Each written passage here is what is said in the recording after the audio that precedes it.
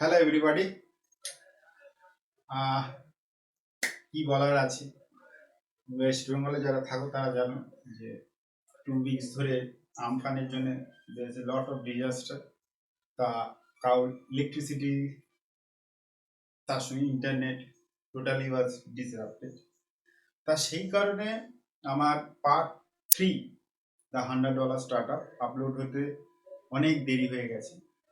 তা এবার part 3 upload করে দিচ্ছি, কেননা এই কয়েকদিন ধরে আমার ইন্টারনেট স্টেবিলিটিটা এসেছে।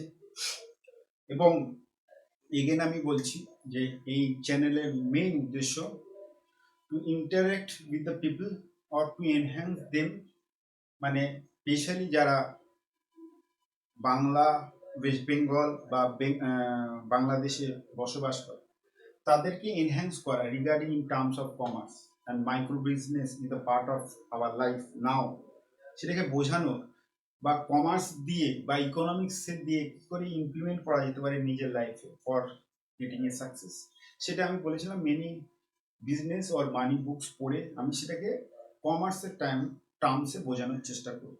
সেটাই $100 স্টার্ট আপে করছি আর করতে চলেওছি। আর একটা ভিডিও করলেই আমার হয়তো $100 স্টার্ট আপ শেষ হয়ে যাবে। আগের ভিডিওতে অনেকেরাই দেখেছো, সেম ভাবে আশা করি এই ভিডিওটা তোমরা লাইক করবে পার্ট 3টা। এবং যারা নতুন দেখছো তারা আগের পার্ট 1 আর পার্ট 2টা দেখে এসো, the $100 start up. I link বাটনে দেওয়া থাকবে, তাতে তাহলে এই পার্ট 3টার রিলেভেন্সিটা বুঝতে পারবে। It will be related to this. এবং যারা নতুন দেখছো please subscribe this channel, please share this channel, কেননা এটার পর next project will be the 4 hours work week. সেই ওপর 4 আওয়ার্স ওয়ার্ক উইক, ওই প্রজেক্টের উপর অলরেডি কাজ শুরু হয়ে গেছে, ওটাকেও ডিকোডিং করবো রিগার্ডিং কমার্স টার্মসে। তা stay tune with this channel, lot many things will be happening. অনেক কিছু নতুন নতুন জিনিস হবে তোমাদেরই জন্যে, যাতে তোমাদের এই কমার্স সাবজেক্টটাকে আরও মোর রিলেভেন্ট মনে হয়। তো please do share and subscribe this channel, and let's start with $100 startup part 3 written by Chris Gilligan. Thank you for watching this video.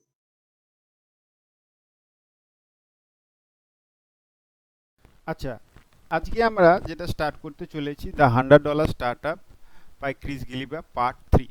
Part 2 আর পার্ট 1 অলরেডি হয়ে গেছে। Those who have not seen, check it out. উপরে I বাটনে click করলে তোমরা দেখতে পাবে। তা আজকে আমরা থার্ড পার্টের ব্যাপারে যাচ্ছি। তা থার্ড পার্টে আমরা ফার্স্ট আলোচনা করব যেটা হচ্ছে প্ল্যানিং। এখন আমরা ট্র্যাডিশনাল প্ল্যানিং যেরকম করি, এখানে সেটা বলছে traditional planning is not required any more here. এখানে আমাদের ট্র্যাডিশনাল প্ল্যানিং দরকার নেই। রাদার উই ডু ফলো, মানে আমরা আমাদের বলছে ফলো করতে রাইটার, যে 1 page planning which should be 140 character, মানে 140টা ওয়ার্ডের অতিরিক্ত আমরা এক্সপ্যান্ড করব না। Means it should be synchronise and composed. More than planning, action is more important. According to here, planning rather than action, because আগেকার দিনে অ্যাডভার্টাইজমেন্ট বা নিজের প্রোডাক্ট পাবলিসিটি করার অপশান খুব কম ছিল। Unless and until you are sure about your product you do not go for promotion. কেউ প্রমোশনের জন্য যেত না, কেননা অ্যাডভার্টাইজমেন্ট কস্ট হাই ছিল। এখন literally advertisement cost is zero, কারণ there are lot of platform. তোমার ইউটিউব আছে, ফেসবুক আছে, টুইটার আছে, ইনস্টাগ্রাম আছে, সেখানে তোমার নিজের প্রোডাক্টকে এক্সপোজার দিতে পারো to get the reflection how the people are reacting with your product. তার মানে literally without any cost you are experimenting with your product. তাই জন্য বলছে অ্যাকশান এখানে খুব important rather than planning.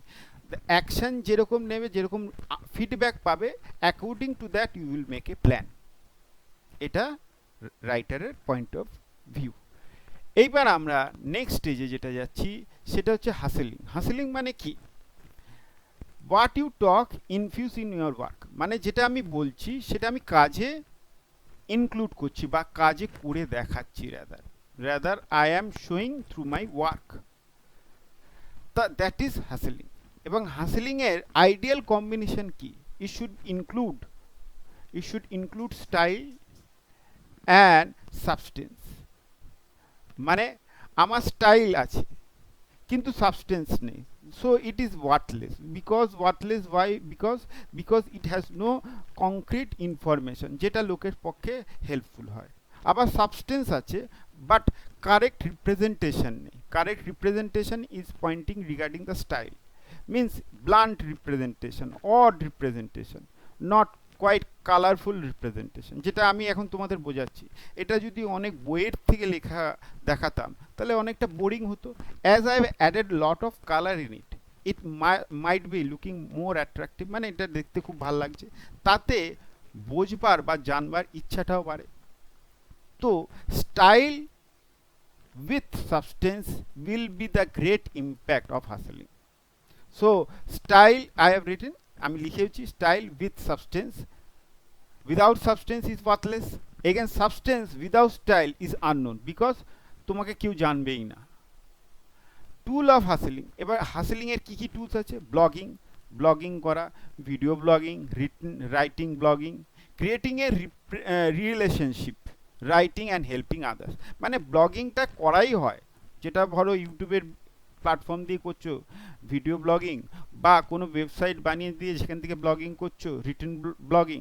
It means you are establishing a relation with your potential customer or potential listener, and তাকে তুমি guideline দিচ্ছ, helping out what need to be done in current situation. যেরকম আমি এই টপিকটা নিয়ে আলোচনা করছি, তার এখনকার সিচুয়েশনে কি অ্যাপ্লিকেবল সেটা আমি বোঝানোর চেষ্টা করছি, যাতে কাউর সাহায্য হয় by listening this topic to implement in this current situation. Try to say yes in every opportunity. এখানে বলছি যে যত রকমের অপরচুনিটি আছে, মানে যেটা তোমার পক্ষে রিলেভেন্ট, সেটার ক্ষেত্রে তুমি ইয়েস বলো। কিন্তু ইয়েস বলবার আগে you should find out two thing, whether this job or this work excite you, মানে যেটা এই কাজটা যেটা করবে সেটা কি তোমাকে এক্সাইটমেন্ট দেবে, eagerness, there will be more eagerness to do it. আর না মানে it doesn't feels too much great, means it may be a monotonous or what I will say not so exciting job, তাহলে turn down করে দাও। এখানে monetary ইম্পর্টেন্সটা যত বেশি না ইম্পর্টেন্স দিচ্ছে, তার থেকে যে কাজটা করতে রাজি, যে কাজটা করবে তার মুডের ওপর বেশি ইম্পর্টেন্স দেওয়া হচ্ছে, তার এনার্জির ওপর ইম্পর্টেন্সটা দেওয়া হচ্ছে। কারণ তার energy will be acting as a positive effect of reaching your goal or reaching your point of view. তা এখানে সবসময় মানি ড্রিভেন কনসেপ্ট সবসময় কাজ করে না in case of A micro business. It should be exciting job, then only you can proceed on with these things. If it is doesn't excite you, rather drop down that idea. তা হাসেলিং ব্যাপারে আমরা এটা আলোচনা করলাম। এইবার difference between hustling and advertisement in financial. আমি generally আমার background হচ্ছে আমি কমার্স টিচার, আমি কমার্স গ্র্যাজুয়েশন 11-12 সিএ ইন্টার বা ফাউন্ডেশনে কিছু কিছু সাবজেক্ট পড়াই। তা সেখানে আমি এটা কম্পারিজন, এটা রাইটার বলেনি, কিন্তু আমার পয়েন্ট অফ ভিউটা আমি দিয়েছি কেন এটা relevant in financial point of view. দেখো, আমি যদি হাসেলিং করি, আমি ব্লগিং করি, আমি যদি ভিডিও ব্লগিং করি, এই যে আমি এখন যেটা করছি, সাপোজ সে আমার সাবস্ক্রিপশন হ্যাজ, বা আমার যে সাবস্ক্রাইবার ইনক্রিজ হয়েছে, বা আমাকে কেউ কন্ট্যাক্ট করেছে through this video, and I have earned certain amount of money, I am saying here 5,000 টাকা আর্ন করেছি, এবং তাতে কি আমার কোনো খরচা হয়েছে? না, আমি কাউ থ্রু দিয়ে যাইনি, and you people on know that platform of YouTube is free for everybody. তাহলে আমার কস্ট বিয়ারিং কিছুই নেই, কিন্তু যদি আমার কোনো ইনকাম আসে that is totally mine, there is no share of cost. কিন্তু আমি যদি আজকে অ্যাডভার্টাইজমেন্ট দিই, কোনো অ্যাড এজেন্সিকে দিই to make a promotion through website, through মানে ওই হোর্ডিং লাগিয়ে, ছোটোখাটো হোর্ডিং লাগিয়ে, তাহলে সেখানে আমার যদি ওখান থেকে কাস্টমার আসেও, সেখান থেকে আমাকে কস্ট বাদ দিতে হবে, কারণ না সেইগুলো অ্যাডভার্টাইজমেন্ট ফ্রি অফ কস্ট হয়নি, সেখানে আমাকে খরচা দিতে হয়েছে। পেইড ভার্সন অফ অ্যাডভার্টাইজমেন্ট, তাতে আমার ইনকাম হয়ে গেছে 4,000। তার মানে বেসিক্যালি কি বলছে, যদি হাসলিং করে you can generate your income, it is a better idea than going for advertisement for micro business. কেন ছোটোখাটো বিজনেসের মেন পয়েন্ট অফ ভিউ কি, ছোটোখাটো বা কোথার থেকে খরচা বাঁচানো যায়, খরচা বাঁচিয়ে তাতে তোমার নিজের প্রোডাক্ট বা নিজের সার্ভিসকে মোর এনহ্যান্স করতে পারো, সেটাই তোমার এটার আইডিয়া মাইক্রো ফিন্যান্সে। আমি এমন কোনো খরচা করব না যেটার কোনো দরকারই নেই, সেটার জন্য অল্টারনেটিভ প্ল্যাটফর্ম অলরেডি আছে at a free of cost. I will B looking over those options. তো সিমিলারলি এখানে আমি হাসলিং আর অ্যাডভার্টাইজমেন্টের অপশান দুটোকে কম্পেয়ার করে দেখালাম। What will be the application in financial ম্যানেজমেন্টটা। আর একটা যে ট্যাকটিস বলছে, ট্যাকটিস অফ ডুইং বিজনেস। এই যে মাইক্রো বিজনেস যেটা আমরা আলোচনা করছি $100 স্টার্ট আপে, 50% is being created for business. এবার 50% টাইম দেবো বা আমার এনার্জি দেবো for creating the business, creating the environment or creating my product or development of my product. আর 50% আমি টাইম দেবো creating relation with the potential customer, যারা আমার কালে দিনে কাস্টমার হতে পারে বা কালে দিনে আমার সঙ্গে ইন্টারাকশন করতে পারে। এখনকার সময়, এখনকার জমানায় interaction with various people is the most important tool. Otherwise the people will not know you just from through a so called website. আমার একটা ওয়েবসাইটও আছে www.comology.in, but that is not enough. You have to relate, you have to come face to face with the people, then only they will able to understand you.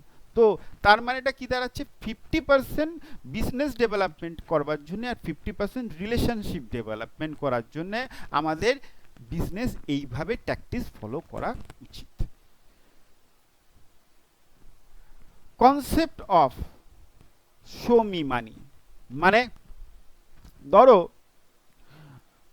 এই যে আমি এই যে micro business করছি, নিশ্চয়ই ফ্রিতে করছি না বা এমনি করছি না, একটু ইচ্ছা হলো করছি, তা না।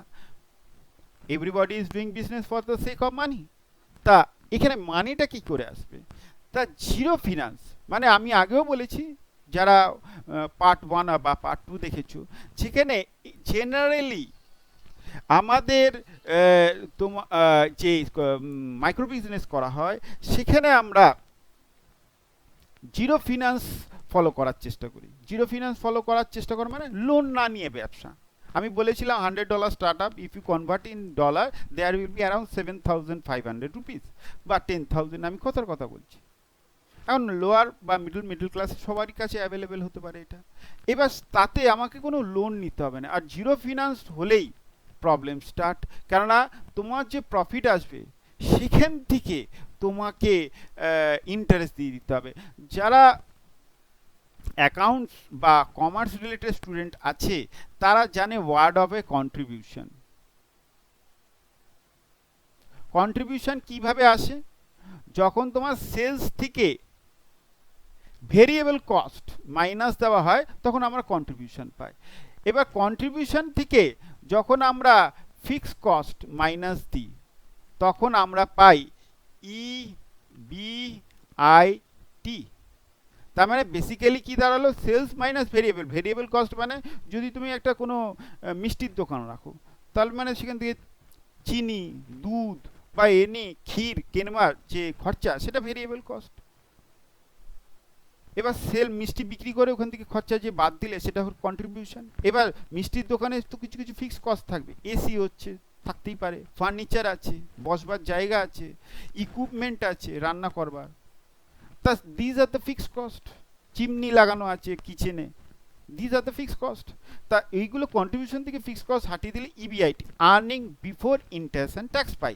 এইবার যদি তুমি লোন নাও তাহলে কি হয়ে যাবে, ইবিআইটির পর ইন্টারেস্ট মাইনাস হবে।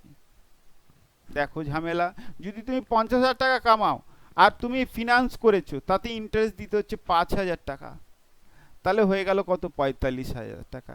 তাহলে আর্নিং বিফোর ট্যাক্স হয়ে গেল 45,000। ওয়্যারাস এটা যদি হতো জিরো, ভাবো জিরো হলে পুরোপুরি 50,000 টাকাটাই ইবিটি হয়ে যেত, আর্নিং বিফোর ট্যাক্স। তাই জন্য zero finance is most ideal. Second point, continuity of cash flow. আমি এমন কোনো প্রসেসে যাব সেখানে কন্টিনিউয়াস অফ ক্যাশ ফ্লো হবে, মানে মিনিমাম হলেও there will be continuous cash inflow. Minimum operating cost, এই যে কনসেপ্ট এখানে লিখেছি সেটা এখানে লিখেছি, operating cost. Operating cost, minimum operating cost মানে অ্যাপ্লাই ব্রেক ইভেন। যারা আইগেন আমি বলছি যারা কমার্স স্টুডেন্ট তারা জানে contribution divided by fixed cost, sorry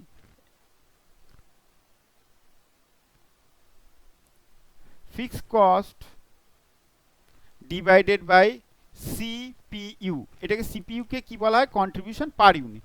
একটা ইউনিটের কন্ট্রিবিউশন পার ইউনিট কত, এখান থেকে আমরা পাই break even point. Break even point এখানে বলছে মিনিমাম অপারেটিং কস্ট কত হবে, তা আমরা সেটা ব্রেক ইভেন পয়েন্টের থেকে, মানে বেসিক্যালি বলছে যে কত মাল বিক্রি করলে আমার প্রফিটেবিলিটি স্টার্ট হবে।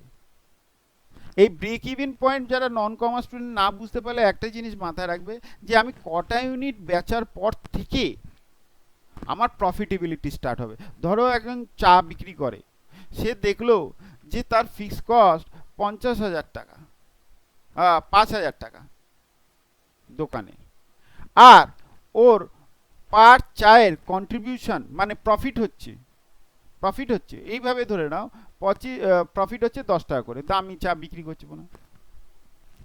এবার ডিভাইড করো, ডিভাইড করলে কত হচ্ছে? 500। তার মানে 500টা চা কাপ যদি ও বিক্রি করে, তারপর থেকে যা 550, 600 he will be earning profit. তো 500 up to 500 you will be making loss, more than 500 you will be earning profit। তা এখানে সেটাই আমি বোঝানোর চেষ্টা করেছি। দেখো সেলস আছে, আর ভেরিয়েবল কস্ট আর ফিক্সড কস্ট দুটোকে যোগ করলে অপারেটিং কস্ট বেরোয়, ভেরিয়েবল কস্ট আর ফিক্সড কস্ট।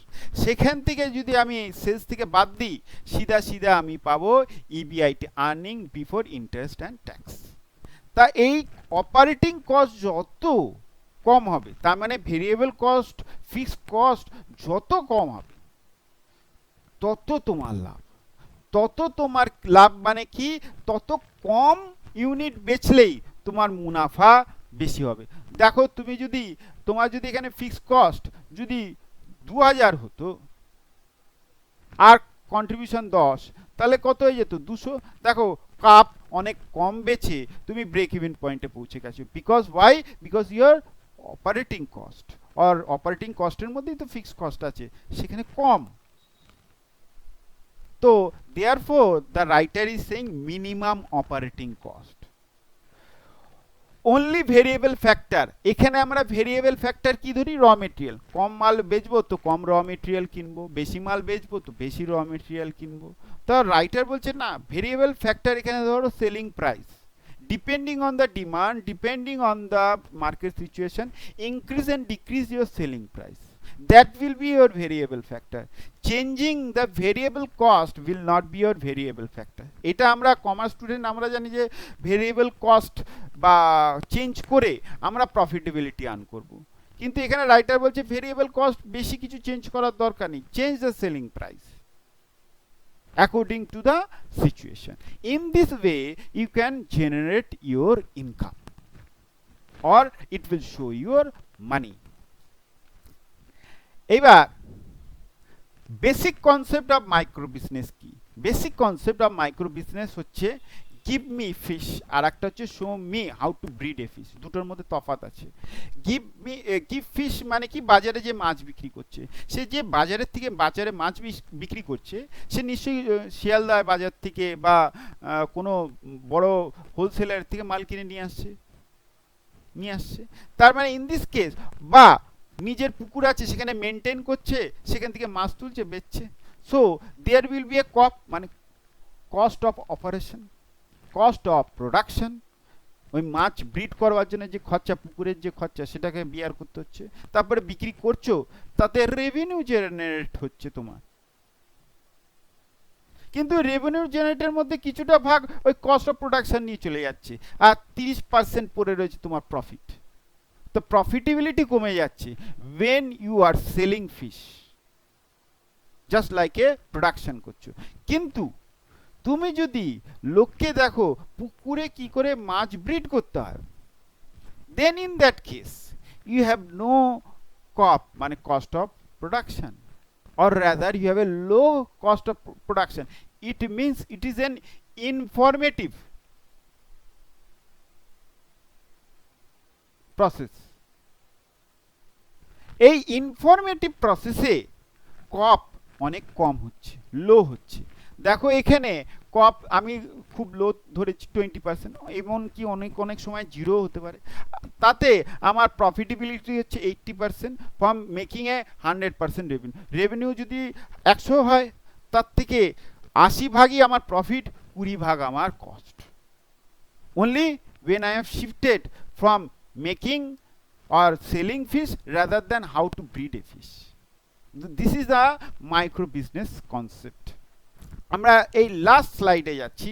রিগেনিং দুটো পার্ট যেটা থাকবে, আমরা নেক্সট ফোর্থ পার্টে আমরা আসব।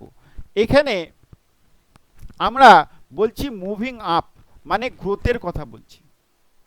গ্রোথ উইদাউট কপ মানে কস্ট অফ প্রোডাকশন।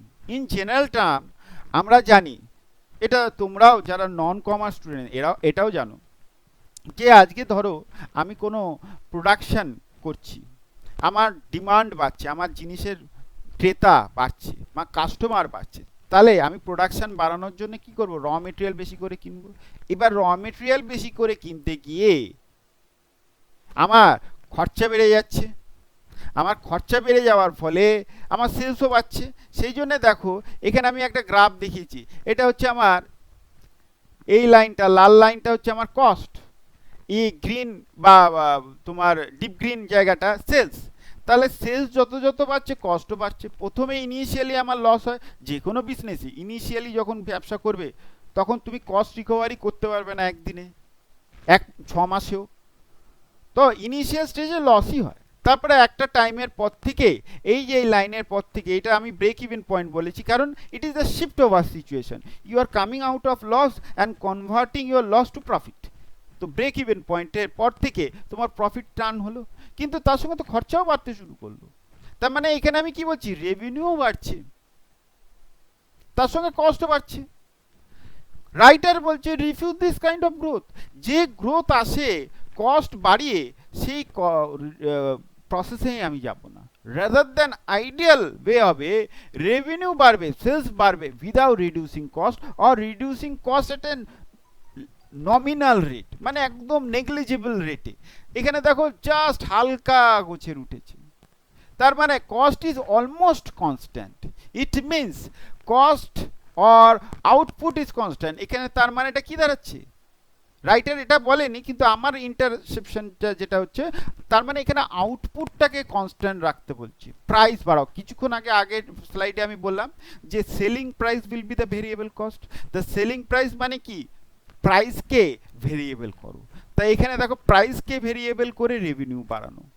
আগে আমরা বেসিক্যালি জানি যে কোয়ান্টিটিকে ভেরিয়েবল করে রেভিনিউ বাড়ানো। এখানে রাইটার বলছে না না, কোয়ান্টিটিকে আমরা ছেড়খানি করব না, we will change the price. And price কীভাবে চেঞ্জ করা যায়? Cross selling. Cross selling, up selling. Cross selling মানে যে প্রোডাক্ট বেচছো তার সঙ্গে রিলেটেড অ্যাক্সেসরিজও বেচতে চাইছো।